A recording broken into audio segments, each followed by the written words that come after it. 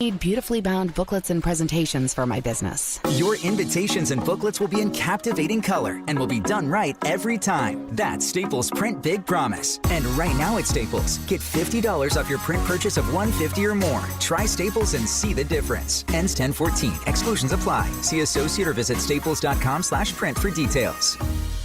Yeah, I'm so stressed. Our business is growing. We've got people all over now. Ooma. What is that? Meditation? I'm recommending the Ooma cloud phone system with auto attendant and more than 50 features.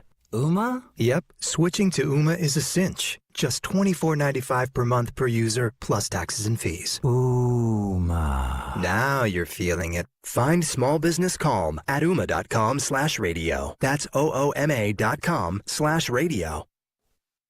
Don't worry about it. Just take it to Bailey's. Hi, I'm Rinda, and we have teenage drivers. Therefore, we have had the opportunity, or should I say opportunities, to utilize many of the services that Bailey's has to offer. From minor scratches to major dent repairs, the team at Bailey's does not disappoint. They work with our busy schedules and within our budget. We love Bailey's so much that we give their detailing packages as gifts as well. Check out Bailey's Auto Body for your collision repair needs at Bailey'sAutoBody.com. Just take it to Bailey's.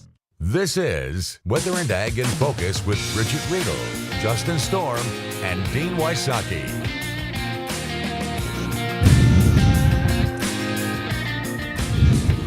And welcome to Weather and Ag in Focus. Thanks for joining us on this Monday afternoon. It's 105 right now and temperatures outside 54 degrees. Cloudy, north winds at 13. We got a full check on the forecast coming up in just a moment. If you want to join in on the program today, ask some questions, join in on the conversation.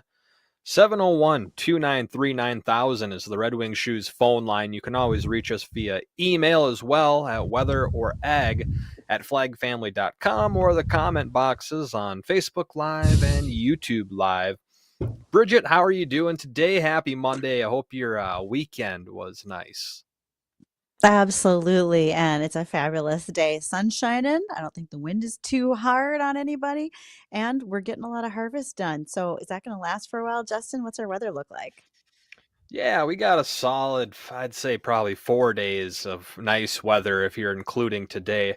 A little cloud cover over the FM metro right now. That's just due to being in the center of a cluster of clouds. And, well, the clouds dissipated just so we would be one of the last places to go sunny. We also got a secondary band of clouds rolling in, but once those push out here soon, we'll have nothing but sunny skies for the rest of the day. Maybe partly cloudy at times while those clouds are thinning out. 54 degrees right now. We'll bump up about another 4 or 5 degrees into the upper 50s. I'm thinking we'll top out at 58 here in Fargo, but mid-upper 50s. A few places will poke around 60 degrees today with north winds around 10 to 15, gusting to 20. Tonight is clear. It will be another cold one, down to lows near 31 degrees, upper 20s, low 30s across the valley into central North Dakota, as well as Lakes Country, so widespread frost, areas of light freezing conditions. Bring the sensitive plants indoors. If you brought them out after the last frost, well, you got another one heading your way. Tuesday, much of the same, lots of sunshine, mid-50s, northeast winds around 5 to 15, and we'll bump up to the upper 50s on Wednesday.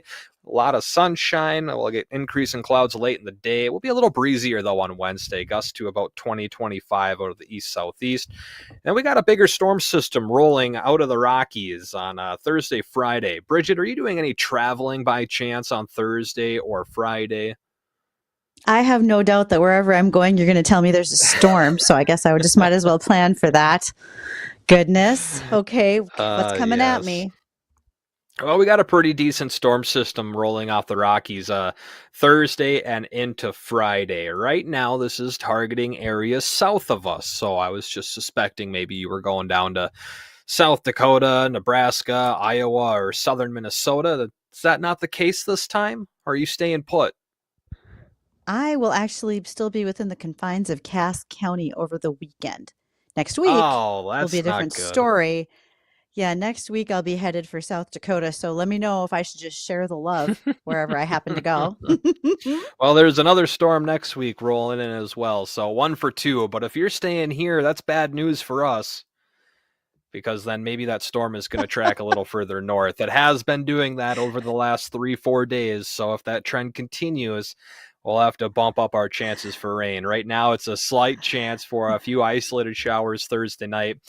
Slightly better chance, but still only 20 or 30% chance that we get some scattered showers on your Friday. So Friday is the day in question to where maybe we will hinder harvest out there. Now, question for you, Bridgette.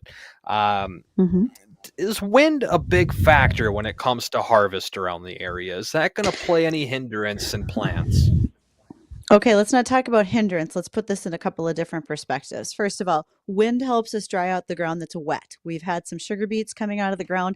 In some cases, it's been like pulling trucks through peanut butter, and nobody likes that. So if we could get that ground to dry out, that would be great.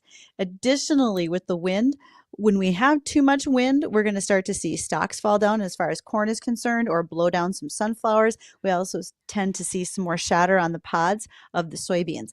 Now, for most folks, they don't necessarily want it to be completely still, because if you've been out in the countryside, like yesterday afternoon, about 4 or 5 o'clock, I was out driving, and there's so much dust coming off the fields because it was dry this season. So the plant material is where it's finally dried down. It's just kind of shattering into fine dust.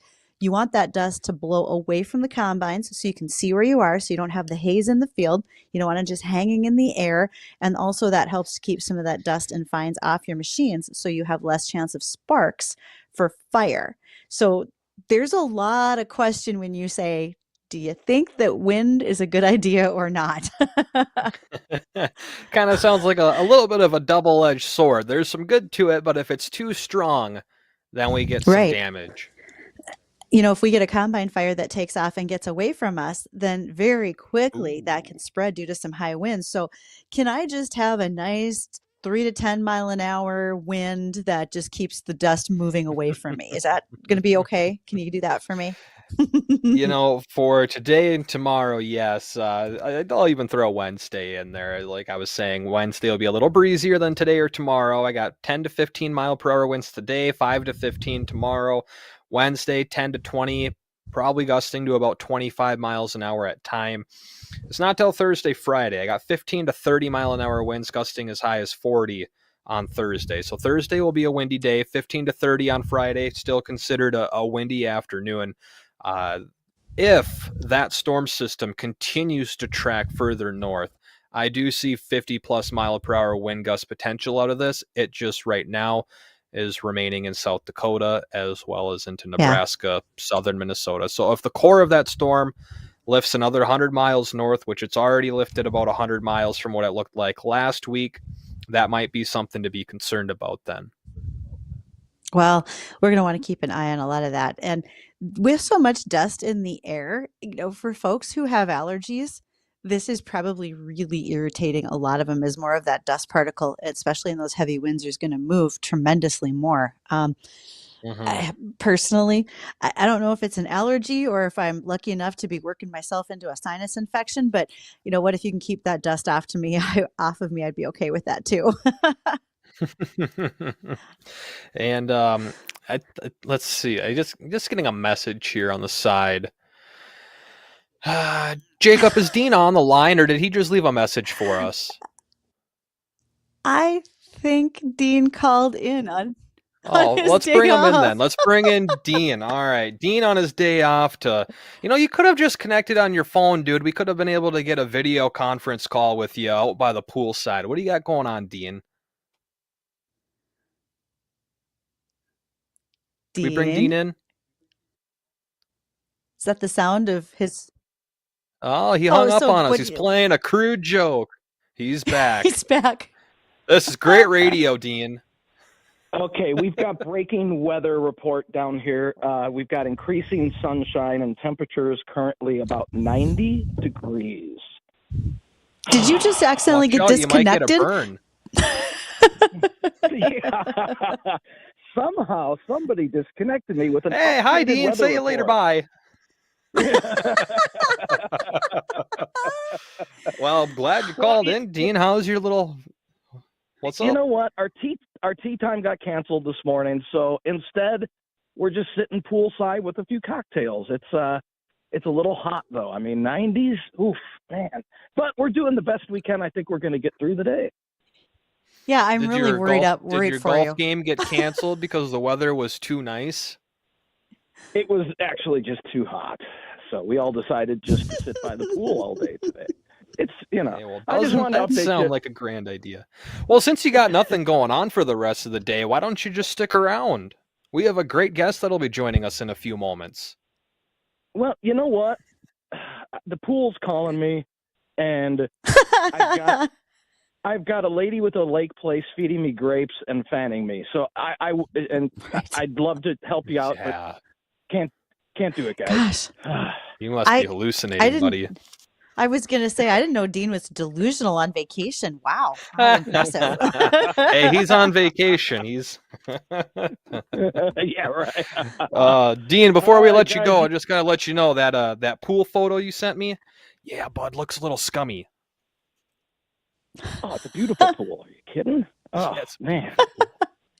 It's 90 degrees, but, the water's a little warm, but like I said, we're getting through it. It's tough, but hey, we're doing what we can do. Just throw some ice cubes in there, just like the global climate change, how you solve it. It'll be just fine. Drop a little bit of ice in the ocean every so often.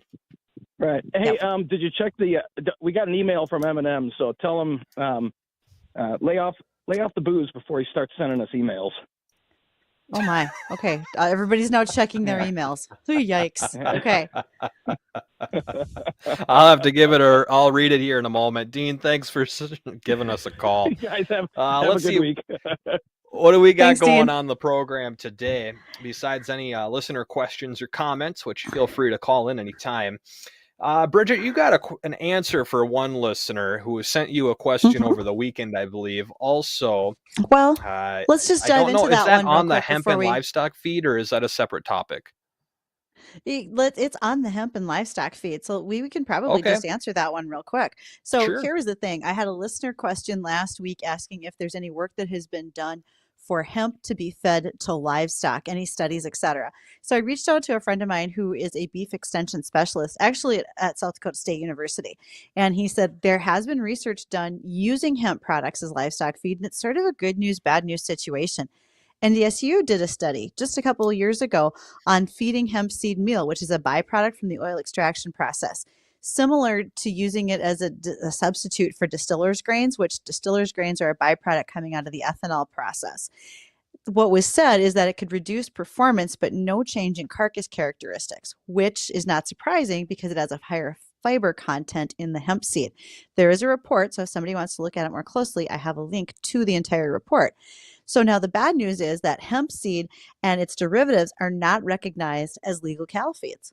So therefore, it may not, we weren't sure on the answer to this, and I can reach out to some folks at NDSU, but NDSU may have had to actually have destroyed the cattle in that study, because if that's not a legal feed item, we couldn't take those to harvest, if you will, in processing. So in short, right now, the seeds and oilseed meal would work well in cattle, but only after the regulatory hurdles have been climbed and fixed. So we'll see what that looks like down the road. Well, thanks for an update on that, Bridgette. The other ag topics we'll get to in our last segment, PACE Act proposed in Congress and women's roles on the farm. So if you want to join in on those, call in about 7 o'clock. We won't be here. 1:50-ish. You can give us a call. We'll tackle those two ag topics. But our guest coming up, that's going to be Allison Thompson. She's from the Money Farm, is she not, Bridgette? Correct. We've had Allison on before. The whole point of our discussion today is going to center around our soybean crop. Should we be selling? Should we be holding? What's our plan? And what's going on globally that's going to affect our price? So we'll be doing that with Allison Thompson with the Money Farm. Stay tuned. We want to hear from Allison right after this. Livestock complex is lower for the American Ag Network. I'm Richard Risvet with this market update. The live cattle contracts are trading mostly lower this afternoon as traders keep an arm's distance from the marketplace. It's been extremely encouraging that midday box beef prices are higher, and hope that seasonal demand is starting to pick back up, as that would inarguably encourage packers to run faster chain speeds and could even allow the cash cattle markets to begin to trade higher as well. This week's show list appeared to be mixed, higher in Nebraska and Colorado, somewhat smaller in Kansas, but lower in Texas. Last week, Northern Dress cattle traded for mostly $288 to $291, which is $2 lower to $1 higher than the previous week's averages. Southern live cattle traded for $182, which is $1 lower than the previous week's average. Last week's negotiated cash cattle trade totaled 94,461 head, and of that, 80% were committed for the nearby delivery, while the remaining 20% were committed for the deferred delivery. Box beef prices are higher, choice up 152 and select up 118 with a movement of 36 loads. As for the feeders, they are also trading lower. In fact, the spot November contract is trading below its 100-day moving average, which continues to be a key threshold to monitor for the market, as a sharply higher or lower close on either side of that trend line could signal a long-term direction. We're going to look at the livestock numbers. You're listening to the American Ag Network. In today's troubled world, our USA Armed Forces stand ready to protect you, your family, and our American way of life. When veterans return to civilian life, they deserve your recognition and support. You can help put vets to work by donating your car, truck, or van to Patriotic Hearts. Your donation will directly support programs to help vets find jobs or even start their own business. Donate today for fast, free pickup of your vehicle, running or not. Operators are standing by to answer questions about making a tax-deductible vehicle donation. Find out how you can make a difference in the life of a United States veteran. Call 800-209-6416 for 24-hour response. Call 800-209-6416. 800-209-6416. That's 800-209-6416. Let's get a look at the market numbers. Live cattle October down 30 at 182.77. December down 95 at 185.72. February down 87 at 189.90. And the April live cattle, they're down 92 at 193 even. Feeders October down 110 at 247.27. November down 77 at 250.10. Lean hogs October down 57 at 81.75. December down 120 at 72.37. And the February lean hogs, they're down 110 at 76.47. The Dow is up about 100 points. The dollar sits at 105.8, with crude oil trading up about $3.50 at just over $86 a barrel. For the American Ag Network, I'm Richard Ristvet. This is Weather and Ag in Focus with Bridgette Readel, Justin Storm, and Dean Wysocki. And welcome, everyone. So glad that you're joining us this afternoon on Weather and Ag in Focus. As we have started to continue our release, I shouldn't say started, but have continued our release of videos for our Here We Grow project. The latest one went up on Friday. That was Dean riding in a combine and just his reaction to what it was like to take our soybeans off the field. In the background of that shot, you actually saw one of our sponsors, Peterson Farm Seeds. So thank you to Peterson for all the work that they have done, not only giving us a great place to shoot a video right by their building, but more importantly, quality seed that we are taking to yield and going to be able to bring forward to harvest and then go ahead and give those profits to the Great Plains Food Bank. And then also Ellingson Drainage. Ellingson out of Harwood, North Dakota has been doing a fantastic job in the region for many years, making sure that fields drain well, that help increase the productivity, and have not contributed to problems in flooding. Because as we learned in the video with Ellingson, only 10% of the Red River Valley has any field drainage to it. There's a long ways to go before it would be changing the effects on drainage and flooding. So soybeans, I mentioned them, Justin. Ours are actually off the field. They were already in the combine. And now what are we going to do with them? I don't really like where the prices are at, but I don't know if the prices are going to go up anytime soon. And by the time they hit that certain point, are we just going to waste that profit on storing them because, we don't have our own silo to let them sit in there for free. Now, let me be honest. I took some ag econ classes in college. That was probably the place, not even close. No, that was probably the place where I should have paid a lot more attention. But somebody started saying calls, puts, basis, and so forth. And I was done, just completely shut out of that deal. So you trying to talk about sports again? Exactly. Someone tried to sell their grain and there was a home run. So I'm going to bring in our guest today, and that is Allison Thompson. She's with the Money Farm, Ada, Minnesota. And Allison, how are you today? We're so glad you're joining us. Oh, we're getting Allison hooked up. We've got to get her video and so forth. But she has been a guest with us before and talked about, market trends. Like, should we be selling? Should we be holding our crop right now? Also, what affects that globally? Maybe Allison's going to be able to give us a little insight into what's happening with South America and the market, et cetera. So we just have a number of things that we want to make sure that we talk to Allison about today. Before we do that, as we are trying to get her hooked up, Justin, I'm going to ask you to answer one of my weather trivia questions for me. And that has to do with, hold on, let me get that one out for you. This had to do with flash flooding. So is there a table or anything like that you can be using when it comes to, I don't know, rate water and the runoff speed, et cetera? I mean, is there some sort of formula that you use to talk about what creates a flash flood warning, et cetera? To give you the short answer, I do not know. What I can tell you is there probably is some form of a formulation or criteria that has to be met, because there's sometimes we can get 3 inches of rain and it's not a big deal, and there's other times we get 3 inches of rain and it causes all sorts of issues. And a lot of it comes down to just, well, how compact and dry is the soil? Dry, compacted soil will never absorb water as fast or as quick as loose, uncompacted soil, or even moist soil for that matter. The National Weather Service deals with all of that. So personally, never having to go about issuing criteria for flash flooding, I can't give you an exact answer on that. But generally, whenever you're dealing with a period of rainfall that's falling at about 2 inches an hour or greater is usually when you start to run into those issues. You get a solid inch per hour for a couple of hours, and then you start dealing with the more localized areas of flash flooding. So in my opinion, I'm not entirely sure if there's an exact formulation, just because if there is, the National Weather Service uses that and we do not.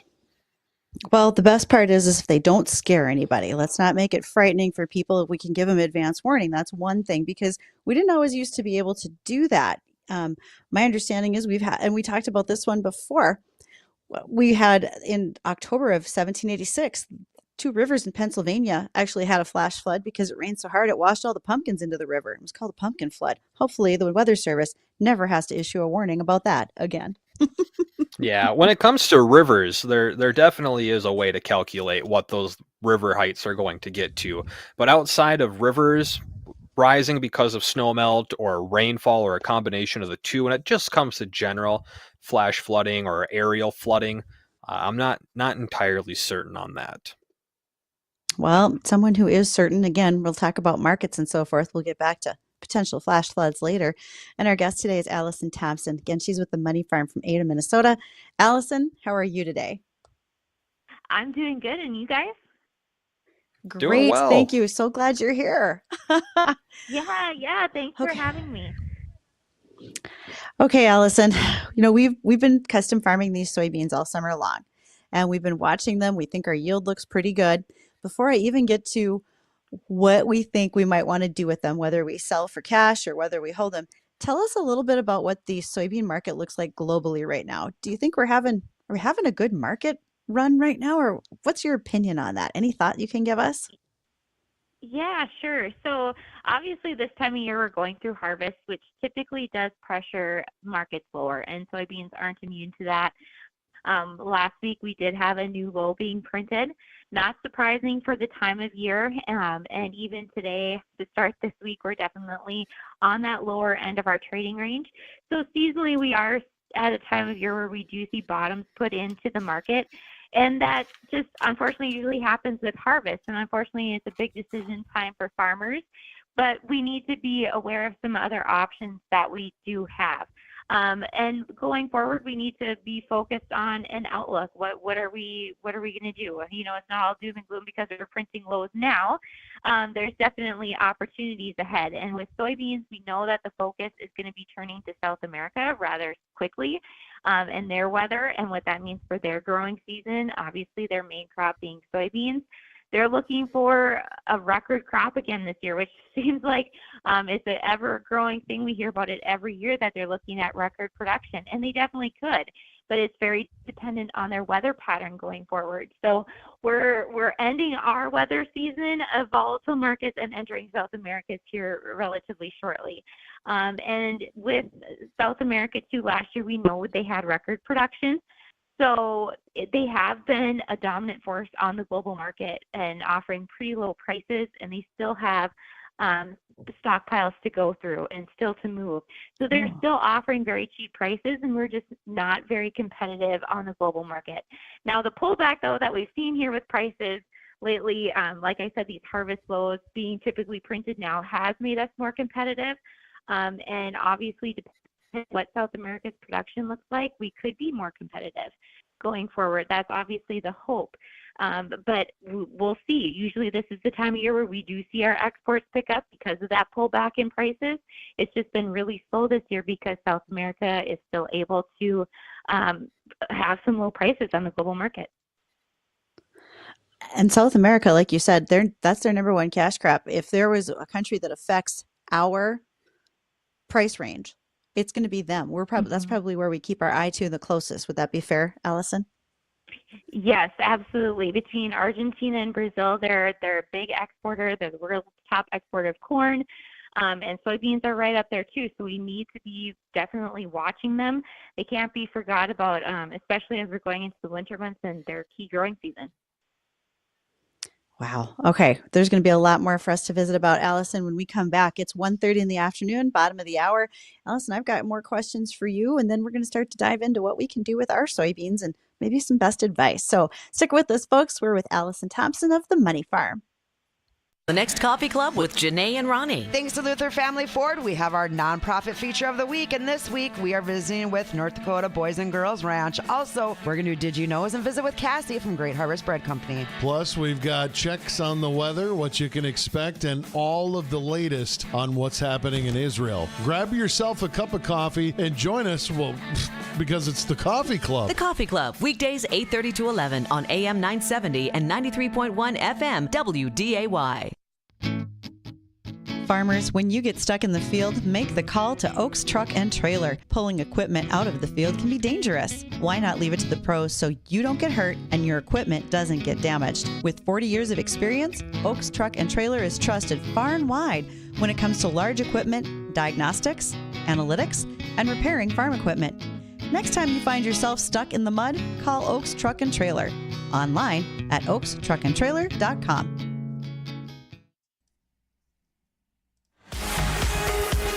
Good afternoon, I'm Tom Tucker. WDAY News First. Several North Dakota church members are safe in Bethlehem as the military conflict continues in Israel. The group of 85 includes people from Fargo, West Fargo, and Grand Forks. The leaders in the group include priest Phil Ackerman of Holy Cross Catholic Church in West Fargo, Gerard Braun of St. Anthony's Catholic Church in Fargo, and Augie Gotham of St. Andrew's Catholic Church in Holly. A beat truck driver has minor injuries after his truck crashed and caught fire. The Clay County Sheriff says it happened Sunday morning around 10 o'clock when the 41-year-old driver fell asleep at the wheel and struck another truck driven by an 81-year-old Fargo man. Deputies found one of the trucks disabled on the road. The truck that caught fire ended up in a ditch. A 32-year-old Fargo man was injured when a train hit his car in Moorhead Saturday night. It happened on the tracks near Dairy Queen at 8th and Main. Witnesses tell police the man stopped his car under a railroad crossing arm and the car was then struck by the train. The man was taken to the hospital with non-life-threatening injuries. Police are investigating. And state officials are moving ahead with plans to enhance North Dakota's electric vehicle infrastructure. This as federal authorities offer incentives to purchase EVs. Tom Tucker, WDAY, and WDAYRadioNow.com. Here in the Red River Valley, many things have changed over the past century, yet we continue to work hard, and hard work requires the right boots. At Red Wing Shoes, we create every boot by hand. We are a company rich in history, heritage, and pride, and we're committed to making shoes that fit the job. Boots that are strong and good-looking, that provide comfort and stability. So no matter the size of your feet or the demand of your job, Red Wing Shoes had the boots for you. Stop in and see for yourself at 3003 Main Avenue in Fargo, Red Wing Shoes for ultimate durability. Boost your crop's health with Domark 230 ME and Badge SC fungicide exclusively from Gowan, USA. Domark's systematic action teams up with Badge's outstanding mixing properties for unbeaten disease control on sugar beets, dried edible beans, and canola. Experience the power of two different modes of action with Domark and Badge. Don't wait. Contact your local ag retailer and ask about Domark 230 ME and Badge SC. Always read and follow label directions from Gowan, USA. Are you tired of woke investment firms trying to push their political agenda onto your money? This is Brian Kronk, financial advisor at Collins & Kronk here in Fargo. If you are through with big East Coast companies and their ESG agenda, call Collins & Kronk for a consultation. See how we build a plan based on what matters to you. Call Collins & Kronk today, 701-235-0119. That's 701-235-0119. At Collins & Kronk, you matter. Raymond James Financial Services, Inc. member, FINRA, SIPC. Collins & Kronk is not a broker-dealer and is independent of Raymond James Financial Services. Weather and Ag in Focus on WDAY Radio.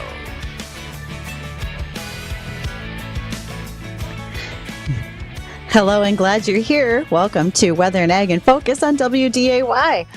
Myself, Bridgette Readel is Ag Director, and Justin Storm, Meteorologist Extraordinaire, are joined by our guest today, and that is Allison Thompson with the Money Farm. And okay, Allison, it's probably too late to ask this question, but I'm sure it's never been too late for someone to make a decision on their crop.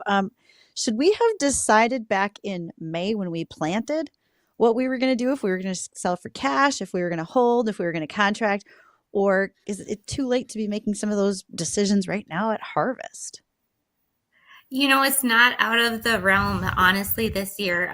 We've had clients and definitely a lot of calls here just over the past couple months from a lot of guys who are curious what to do because they didn't make a lot of early sales. And I think given this summer's weather and the start to the growing season, a lot of guys were cautious on adding sales. A couple of years ago, you know, we had it where we made a lot of cash sales early and then we ended up with a short crop and guys were stuck. So I understand being really cautious on making sales early when you don't know what your production is going to be. And given the volatile weather we had during the growing season, not just up here, but also through the Corn Belt, I think it's happened a lot more than people probably think, that growers are sitting on a lot of grain that isn't priced this year and probably more than normal. So you're not alone. I think there's definitely a lot of people in your same position, but we need to just be aware of some strategies that can definitely help you. Just because you missed out before doesn't make it that you don't have opportunity to still gain in the market. So it's just working with someone who works in the markets, talking with your broker, and seeing what strategies are available to you and what best fits your needs. Because every operation is obviously different that way. With the year end here, we're definitely working with cash flows and different things like that. So being aware of where your current situation is, we can definitely help you come up with a plan. Okay, that cash flow thing, that makes a tremendous amount of sense. That might be where part of our decision has to lie, right? Is we just need the money now. We don't have time to hold or wait and pay storage on it. So that may actually be our not bigger for a concern. long period of time. Hey, Allison, what word? I know this varies a bit, but do you know what average contracts we're going for back in May pre-plant for beans and where we're at today with the current price? Well, early in the summer, going into the month of June, July, and even going into the beginning of August, we saw a really good rally. We actually did take advantage of that here. We did lock in some pricing about $14 on the cash side, not cash, sorry, excuse me, on the future side. Contract. So depending on what basis was, we definitely were looking at better basis levels at that area. A lot of guys were still getting over $13.50 cash at the time. So that looks pretty nice today, given where markets are. And then, of course, prior to that, earlier in the winter, we did have opportunities to make sales around there as well. So we did get a chance in September to get up near $14 again. Hopefully some guys took advantage of that because they knew where production was going a little bit better than necessarily earlier in the summer. But since then, we've definitely pulled back. Obviously, a lot to do with just the weather market ending, guys having a better idea of where production's sitting, harvest looming, all those things usually end up into that fall trend lower. So now going forward, we're probably hopefully putting in a bottom here, and then we'll see somewhat of an uptrend hopefully going into the new year. So there are definitely opportunities if you're looking at seasonal trends. That helps a lot when you say seasonal trends, because that was going to be my question is, have we peaked? But we probably have no idea how to say that until we're past it, right? The hindsight's always 2020. It is. And, I've been getting a lot of crap over the past couple months because typically, on a seasonal trend, we're setting lows, typically setting these harvest lows within a period of 2 months. And I wish I could do it better than that, but we'd all be millionaires if I was able to do that. But it's a period of 2 months. So it has dwindled down over that time. And, hopefully here in the next week or so, we're in that time period where that low should be printed. Obviously we're open to counter seasonal moves though too. This year's definitely been different. Is the USDA going to lower yields? That would definitely help us out, but maybe they don't. We have a USDA report this week, so definitely add some volatility there too. So lots of different moving pieces. Quick question, and this is a little bit of a sideline, Allison. When you mentioned USDA's report that's going to come out this week, had we gone to a government shutdown, how much would that have affected? I mean, we wouldn't have had a report, right? So what impact does that make on the market? Yeah, definitely. The last time we went through this was obviously a couple of years ago, 18 into 19, when we had that government shutdown. We definitely looked back to see what happened. But during that one, it was later in the season. It was December into January. So more was known about the crop at that point. When we're looking at it earlier, it definitely leaves a lot more uncertainty in the market, and markets don't like uncertainty. So either they're going to take the USDA's current word for it, or they're going to just start looking for these third-hand views of what's out there. And typically, with a lot of uncertainty, the trend is to continue lower, unfortunately. So we could have seen it continue to dwindle, or at least remain stagnant through a shutdown until those reports came up. But going back to the last shutdown, it took us a good 6 months to get all the reporting caught up that we were shut down for 35 days. So if it was going to be long and prolonged again, it could affect markets for a longer term afterwards than you maybe necessarily think when it's over with. So hopefully we can avoid that in November. I know it's still being talked about that we could possibly see that. And of course, that would affect a lot of our year-end reporting too if it did go into the month of December.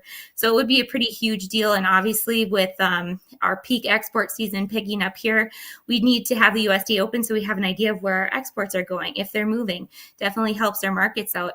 So even today, with the government shutdown with Columbus Day or Indigenous Peoples Day, we didn't get any export news this morning. So hopefully with the pullback, there's some buying going on. I hope there is, but without it, we're kind of sitting in no man's land, and the markets tend to trend lower during that time.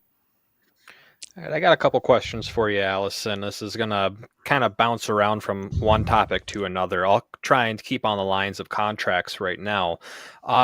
When it comes to contracts, is there a minimum and or a maximum acres that can be set aside for these contracts? I'll put our field for an example. Our 20 acres, is that enough to even do contract work with, or are we still kind of in the game if that's something we decide to do next year with whatever crop it is that we put in? Sure.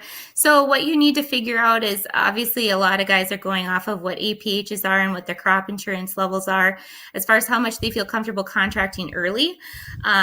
Especially contracting those uninsured bushels is normally something guys feel more comfortable in doing earlier in the season. But when you're working with contracts, whether it be an elevator or with a brokerage or a market analyst and coming up with a marketing plan, a lot of it is spoken in terms of bushels. So not necessarily acres. So depending on what your average yield is or your APH, those types of things is what we use to kind of figure out what that level would be. But typical contracts are 5,000 bushels. Some elevators will let you contract in smaller amounts. Depending on it just depends. But for the most part, they're willing to work with you and getting a closer amount that works in your case. But I know on my end, a lot of it is worked in 5,000 bushel increments, if not down to 1,000 bushels. So here's another one kind of on the same lines. Let's say you do a contract for 5,000 bushels of soybeans. What happens at the end of the year for whatever reason you only come up with 4,000 or 3,500 for an example? What happens if you fall short on that end? There's a few different things that could obviously happen. If you're working with your elevator and you do end up short, they're going to definitely, they could definitely put a fee on you for not being able to hold up to your end of the contract. And that'll vary. If you're having widespread production issues in your area, the elevators are probably going to be more apt to work with you on it because it is a widespread thing. If it is a one-off thing where you are coming up short, they might charge you a bit more than if it was a widespread issue. But every elevator is different. There is no rule of thumb that I can really go by based on how much you're short. Every elevator is going to have different rules. So if it is something that you are concerned with, I'd make sure you're reading your contract very closely and keep in contact with your elevator managers. If you think it's going to be close one way or another, just make sure you're communicating with them and letting them know where you're sitting. And they're probably going to be more apt to work with you if you do end up coming up short. I see. And then I got one more, and Bridgette, I'll toss it back over to you after this. And this is going to be on a separate topic. But when it comes to world headlines and uncertainty, how much does that affect markets here, even locally? Let's just use the war that outbroke, or the war that was just declared by Israel over in the Middle East. Has that had any effect, or do you suspect that it might if this plays out a little longer? Yeah, there is definitely a lot of moving parts with the Israel-Hamas deal that came out over the weekend. And initially, I think everybody was thinking we'd see a much bigger reaction than we did on the overnight, and even in today's session, it was really muted. But the market doesn't like a whole lot of uncertainty either. So I think they're just waiting to see how it progresses here this week. And I think that'll be the really telling sign is how our markets actually finish out the week. So whether this is going to be a short war or if it's going to be prolonged or if some of these other countries become involved, obviously oil's a big one at play here. They had a really big market move. They actually gapped higher and stayed higher today. So if that market does continue to move up, it does add a lot of uncertainty for other commodities too. And obviously the threat of war and including other countries that are obviously dependent on a lot of these goods, we could see a spark in demand all of a sudden. And with that, usually prices do rise for commodities. I don't like to wish a war, but just like the Russia-Ukraine deal, it led to a lot of uncertainty when that broke out. And we saw a good price increase for a decent amount of time just on that fact alone. So it's definitely something to be watching for. Obviously, one day of trade, I can't tell you exactly what's going to happen. I was a little bit disappointed in today's trade, but wheat had a strong session though. And obviously wheat's one commodity that everyone in the world uses. And with some production issues and tight ending stocks, we definitely see a bit more movement there. But soybeans and corn shouldn't be any different. So it's just going to depend on what happens with energies as well. If energies can keep moving higher, obviously biofuel demand and things like that come into play as well. So there, again, it's not a one size fits all when it comes to geopolitical conflicts. Who knows? We could see sanctions. You could see lots of different things happen. I don't know how it's all going to play out. If it's going to be short term, long term, there's lots of hypothesis at this point of what's going to be happening here going forward. But again, how we finish here this week should at least give us some kind of inclination. And with those government offices being open tomorrow, hopefully we'll get some idea of whether we're seeing a spark in demand here or not. All these different things. So as long as the government stays open, we should have at least some kind of picture of what the world is looking at in terms of demand moving forward. Hey, Justin, Allison paid way better attention in Ag Econ class than I ever did. Just saying. I'm starting to see that a little bit. It's what I work with on a day-to-day basis. It's all economics. All right. So speaking of that day-to-day basis, let's say some of our listeners want to reach out to you, Allison. How could they do that? Yeah, absolutely. They can certainly give me a call. I'm happy to talk markets anytime. My number at the office is 701-347-5985. Otherwise, they can always send me an email at allison@themoneyfarm.com. We also have a website that kind of goes through some of our services as well. So you can check that out, themoneyfarm.com, and you can submit any questions or reach out to us from there as well. So appreciate you taking the time, especially on a day when markets are closed. Thank you for coming to talk to us. We greatly appreciate that. And okay, Justin, you and I still have to put a pencil to it. Do we sell or do we hold? We got to figure it out. I got mine. We'll be making that decision. I'm going to write my answer down. We're going to let everybody know as soon as we have a plan, but don't go anywhere. Maybe we'll reveal it next. They'll have you laughing right along with them. They're Bonnie and Friends. I once saw one of our dairy cows get mad that there was a skunk in the lot, and she stomped the skunk into the mud. All you saw were two beady little eyes. Well, he had it coming. Yeah. He did. That cow was not happy with his presence. It's a done deal, pal. Ooh, was the skunk able to spray? Hopefully not. That skunk was buried except for his little eyes. I don't think survival was in his future. That doesn't sound good. Bonnie and Friends. Catch them weekday mornings beginning at 5. Oh, can you imagine a stress-free Sunday with family, friends, fun, and food? You can have it when you make Barron's your new Sunday brunch headquarters. Experience a brunch like nowhere else. Your kids will love the customizable waffle bar, fresh scrambled eggs, thick cut bacon, and much more. Plus, while Mama sips on a mimosa, you can wear out the kids in the arcade at Kingpins. For a stress-free Sunday, mention My Brunch Headquarters and receive 20% off brunch at Barron's. Make your Sunday stress-free, filled with great food, no cleanup, and most importantly, where family, friends, fun, and food come together for brunch at Barron's. Go to brunchatbarons.com. Again, brunch at BARONS.com. And don't forget to mention My Brunch Headquarters for 20% off and experience your stress-free Sunday at brunchatbarons.com. Brunch at Barron's, located inside Kingpins off I-29 and 52nd Avenue South in Fargo. If you have a sweet ride and need a place to store it, Lux Store has a great way to do it. It's not your typical storage unit. Lux Store is your getaway designed to fit your needs and style. A space where you can showcase your car, RV, boats, motorcycles, and have a space where you can hang out and relax with a kitchen, bathroom, or entertainment room with TV and bar area. There's a community clubhouse and wash bay. You gotta see them for yourself. South on I-29 at the Wild Rice exit. Find out more online at luxstore.com.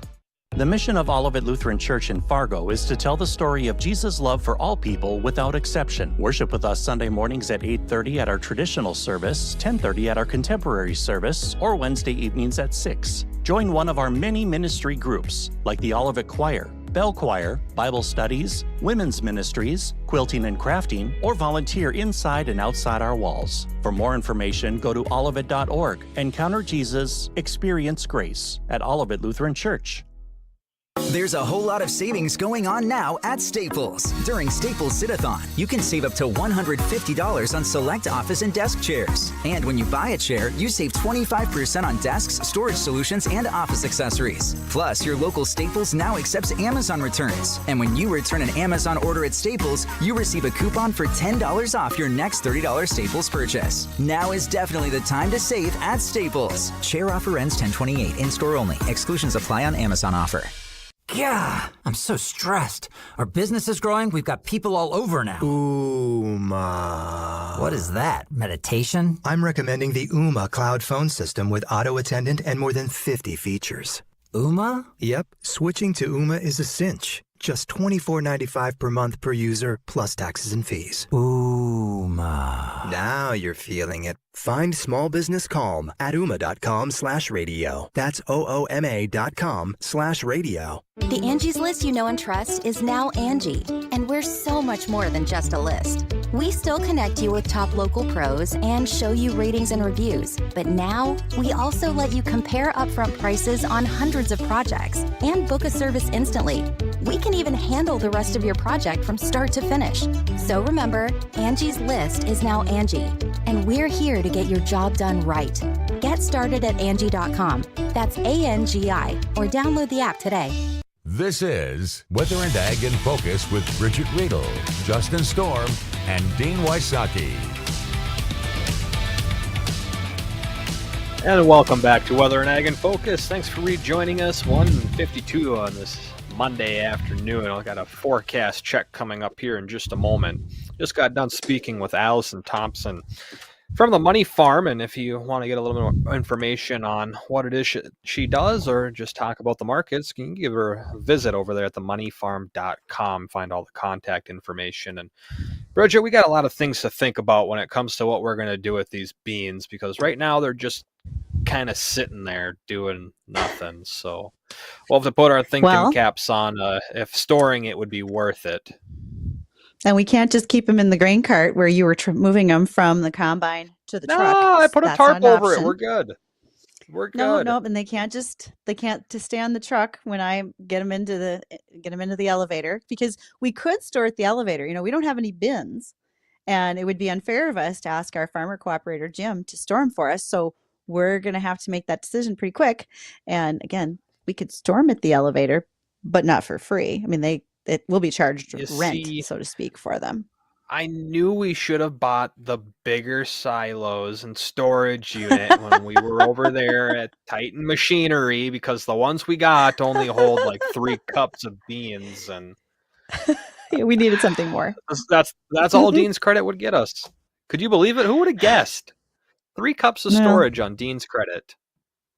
Take that, Dean. There's part of me that's not terribly surprised, but all right. If you want to give him back, you give him our fabulous weather report in comparison to his. Yeah, 95, sunny, light wind, no humidity, perfect all week. There we go. How about that, Dean? Top that one. It would be nice to just if it could just be like 78, 82 degrees, right in that little threshold, a subtle breeze, partly cloudy. Wouldn't that be ideal? Absolutely. I think I'd enjoy that the most. But instead, we're a good few degrees short of that. 54 right now, partly cloudy. We'll continue to see partly cloudy conditions as these clouds pull out, but generally mainly sunny to partly cloudy for the rest of the day.